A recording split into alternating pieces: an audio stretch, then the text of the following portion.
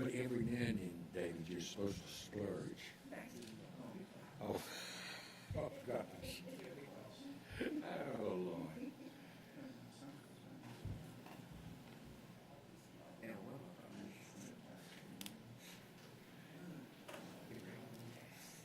You probably have so many properties, you're paying taxes on so many. Got one trying to sell right now. You want to buy a fixer upper? No, thank you. Last runner's kind of left it. No, thank you.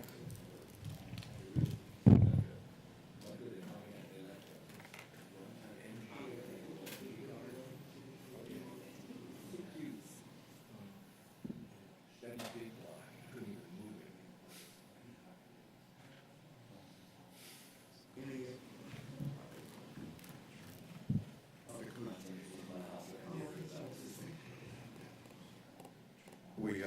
We've got a new board member.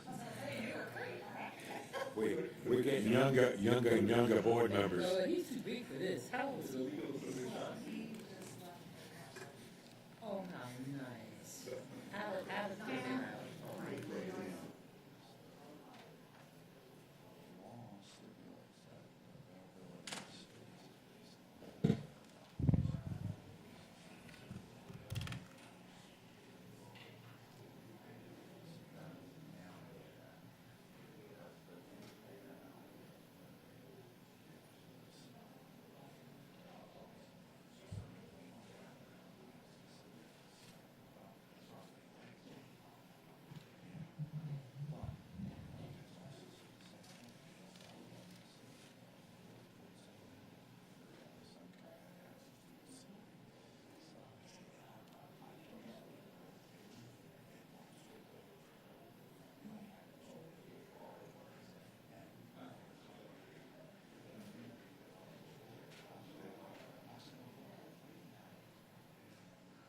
That's good. That's community.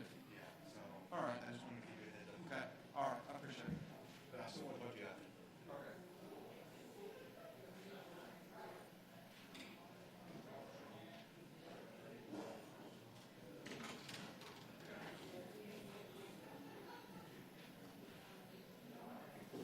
I know, but were you The trying to get hold of music, it like- with your parents, hoping you'd get on another bus?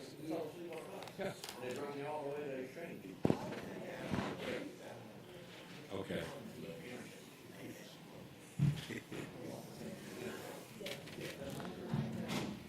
I'm ready to retire right now.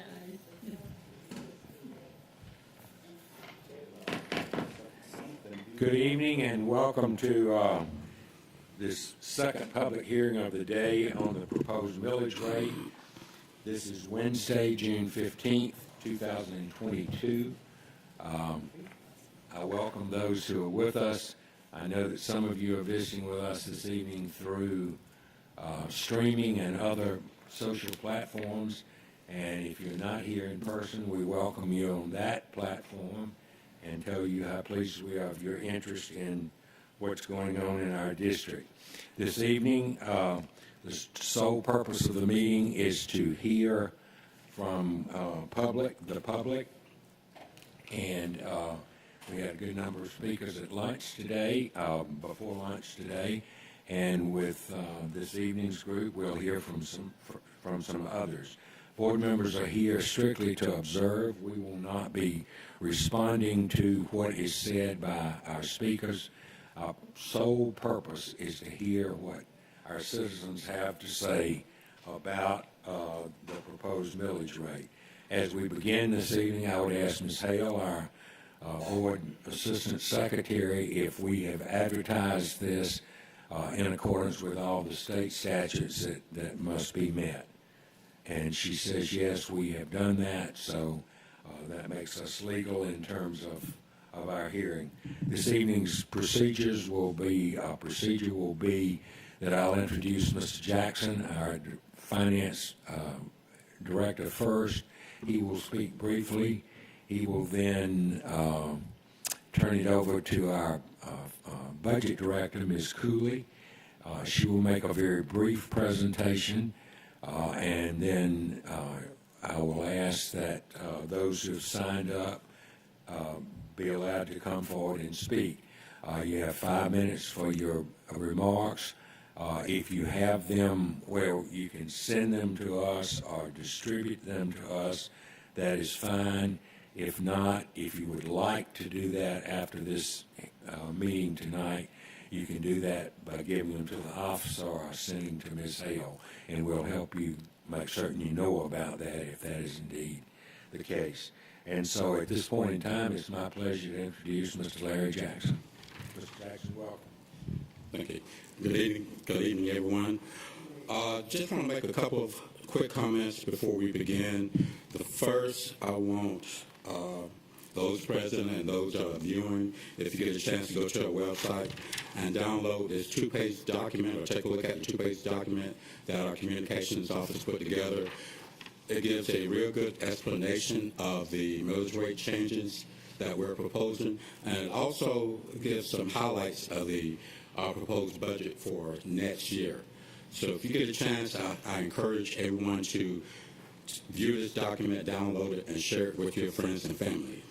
Secondly, I want to point out to the residents of Chatham County, most of the residents, including myself, received that 2022 annual assessment notice, and most of you, like myself, was probably shocked by the increase in property values that was on that assessment. Unfortunately, the tax increases that are publicized in the paper are not additional tax increases on top of what you've already received on that assessment notice. By Georgia law, when there are property values are increased within a county, it is the responsibility of those that are receiving the additional income, for instance, a school district or city or county government, to publicize that or publish it in a local paper as a tax increase, even though they did not cause the tax increase, but because the property values went up, the entities that are receiving the funds are required to publish it as a tax increase. This is why you would see this advertisement and similar advertisement being ran in the paper by not only the school district, but you've probably seen it for the city government and the county government as well. What the school board is proposing is recommending lowering that tax rate that's on your current bill down to 17.631 mils, which is 0.5 mils lower than what's on your current bill. If you look at the bottom of that current assessment, you'll see that current tax rate is 18.131 mils. This action will actually lower your tax obligation that you will have next year, and you will see that adjustment when you get your second installment bill for the second half of the year. So at this time, our budget director, Paige Cooley, is going to come forward and walk you through the millage rate process and why we have to publicize the property value increase and the actions that the board is proposing to take. Welcome, Ms. Cooley. Thank you, and good evening, everyone. Evening. Tonight, I'm going to go over a brief presentation on the millage rate. I would like to announce we had a public hearing on the millage rate this morning at 11 a.m. We're currently doing the one tonight at 6 p.m., and there will be a third presentation, a public meeting on the millage rate at 6 p.m. on June 22nd. That's next Wednesday, and immediately following that, we will have a public hearing number 2 on the budget. In 1999, the Georgia General Assembly passed the Taxpayer Bill of Rights with the intent to prevent what was referred to as backdoor tax increases. The Taxpayer Bill of Rights and rules were developed by the Georgia Department of Revenue to implement this legislation to establish a process that all local government jurisdictions, counties, cities, and Board of Education must follow. This process ensures full disclosure to the public for any increases, including increases that result from value inflation. The Taxpayer Bill of Rights was established to notify the public about inflationary increases to existing property values at the local government level. It also enhanced individual property owners' rights when objecting to and appealing an increase in a property's appraised value to the County Board of Assessors. According to the Taxpayer Bill of Rights, each taxing jurisdiction must roll back or reduce the millage rate each year to offset any inflationary increases in the tax digest.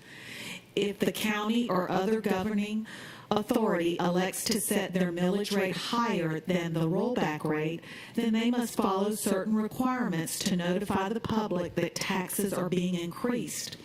The public notification process includes 3 public hearings, public notices of the increase in the local newspaper, and press releases. Each year, the Chatham County Board of Assessors establishes the taxable value of all property in the county and publishes the certified tax digest for each taxing jurisdiction.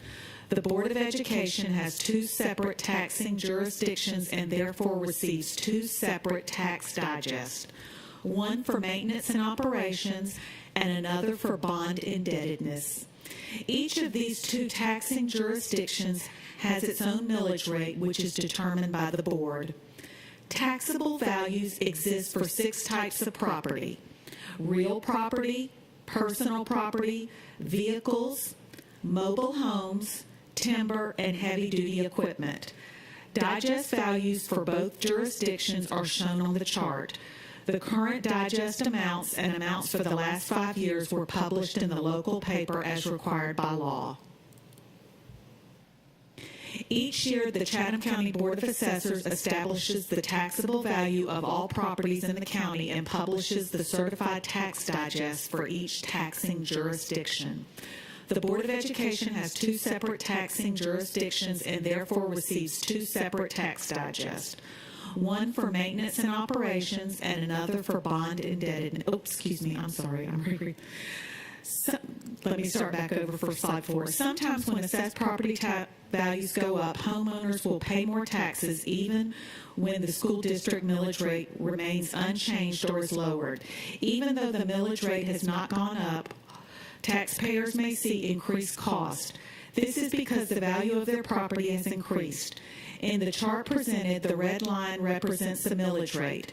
The millage rate in the example is unchanged. As the property value increases in year 2, the higher tax liability is a result of increased property values. For fiscal year 23, our school district recommends a reduction in the millage rate of 0.5 mil. This will help lower the tax liability for homeowners who may experience an increase in property tax valuations. This decrease would lower the district's existing millage rate of 18.131 mils to 17.631 mils. Changes in the digest value of real property, one of the 6 types of property, can take 2 forms: new construction or reassessment of existing property. Once the assessors establish the taxable value of real property, they calculate the millage equivalent of any reassessments, subtract it from the last year's millage rate, and the result becomes the rollback rate. This millage equivalent is determined by taking the value of reassessments divided by the total digest and multiplying the result by last year's millage rate. This calculation is shown on the slide. The tentative millage rate adopted by the Board of Education for maintenance and operations exceeds the rollback rate. Here you see there is a 0.5 mil decrease in the 2 millage rates from last year and the initial tentative rate for fiscal year 23 or calendar year 2022.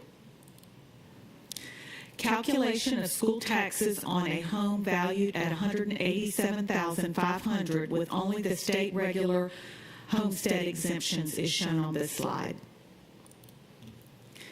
Slide 8 shows an example of a property tax bill in which the property value increases using the current 18.13 mils. 131 mils. The total estimated tax is $1,826.47. On slide 9, this is an example of a property tax bill in which the property value increases using the recommended rollback rate of 17.631 mils. The total estimated tax is $1,801.33. This is a reduction of $25.14 from the prior slide before the rollback. On slide 10, this is an example of a property tax bill in which the property value does not change using our current 18.131 mils. The total estimated tax would be $1,164.31. On slide 11, this shows an example of the property tax bill in which the property value decreases using the recommended rollback of 17.631 mils. The total estimated tax is $1,146.77. This is a reduction of $17.54 from the prior slide. On slide 12, this is an example of a property tax bill in which the property value decreases using the 18.131 current mill rate that we have. The total estimated tax is $979.60. On slide 13, this is an example of the property tax bill in which the property value decreases using the recommended rollback of 17.631 mils. The total estimated tax is $964.18. This is a reduction of $15.42 from the prior slide.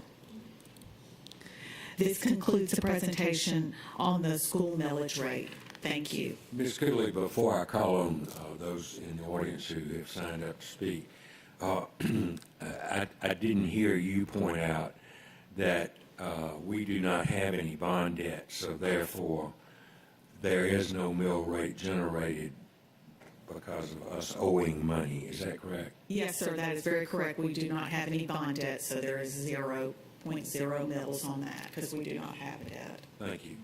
At this point, those who have signed up have 5 minutes each to make their presentation. Sarah Burris is the first person on my list, the only person on my list. Ms. Burris?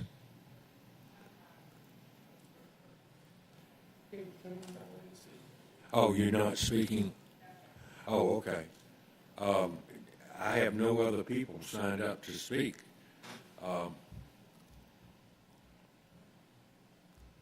Is there anyone who came in late that has prepared 5 minutes?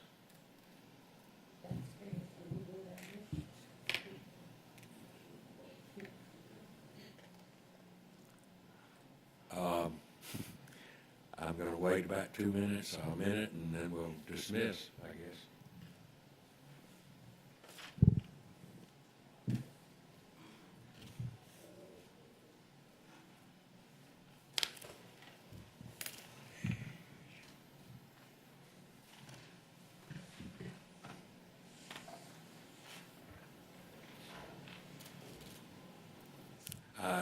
I would only say I appreciate very much you folks who came out this evening to be with us.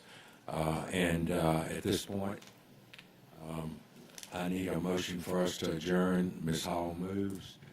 Dr. Brinkman seconds. All in favor of adjournment, raise your hands, please. 1, 2, 3, 4, 5, 6, 7, 8. Dr. Hoskins Brown is not present, so the motion passes 8-0-0. 8-0-0. Yes. So we are adjourned. Thank you.